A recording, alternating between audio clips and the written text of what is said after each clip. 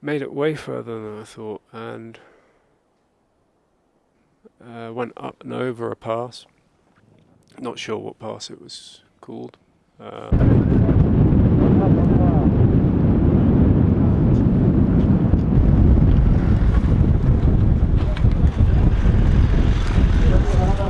So I went up and over. I've descended just a little, and I'm now at a camp in Zanskar. Don't know the exact location, but I had stopped for chai, and the owner was like, "Do you want a room?" And by room he meant tent. That was understood. So I said, "Yeah, why not?" As it turned out, I acclimatized at 4,500 meters last night and really felt it. When I pulled into camp, I felt alright, but after a couple of hours, it really started to get to me. Headaches, breathlessness, still a bit breathless now, headaches are gone, but really dizzy, just feeling proper ropey.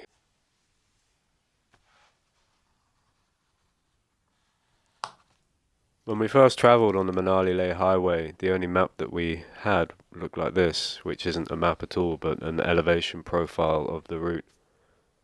This was useful as it allowed us to plan where we would be spending the nights, acclimatizing gradually and avoiding altitude sickness. The idea being that you would never spend a night more than 1,000 meters higher elevation than the previous one.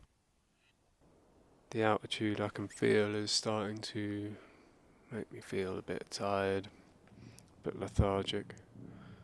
Wasn't great. Woke up this morning knowing I needed to climb down some altitude, so had some early breakfast and got straight on the road.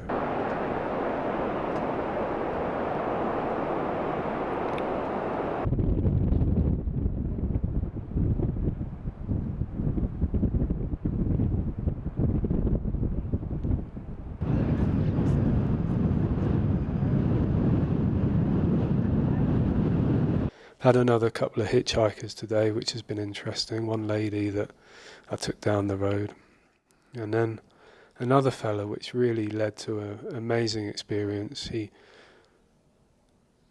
had my scarf up and goggles on, and he probably had no idea I was a foreigner or not, but he jumped on the back. Is that where you going, bud? And I don't know what language he was speaking, but it was in like a series of he's and ha's. Like it was very strange, but couldn't really communicate with him. But I kind of was smiling and nodding, and yeah, whatever you like, mate.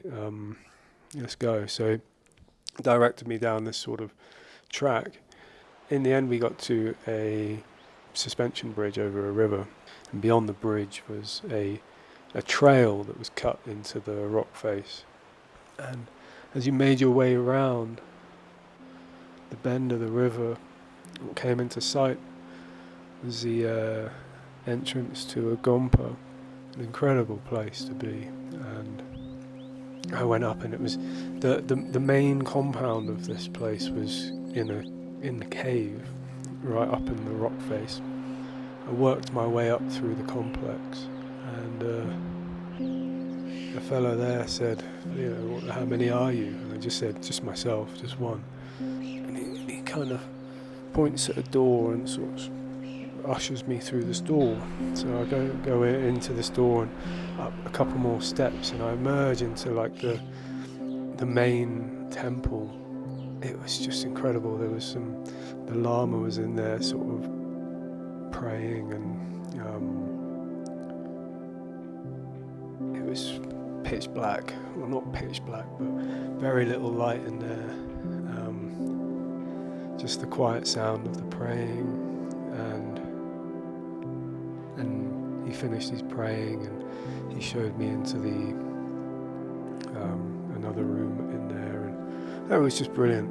Really, really amazing experience. So that was a totally amazing. I loved it. Following on from that, the weather started coming in again, so I headed straight to Padum. This is I guess the main town in the Zanskar Valley. I think it's the only place you can get petrol. There's a few hotels, some restaurants. Seems like a bit of a hub, so I'm gonna hunker down here for the night. Probably won't be doing too much. Yeah, that's about it. Out of breath talking to you. Oh.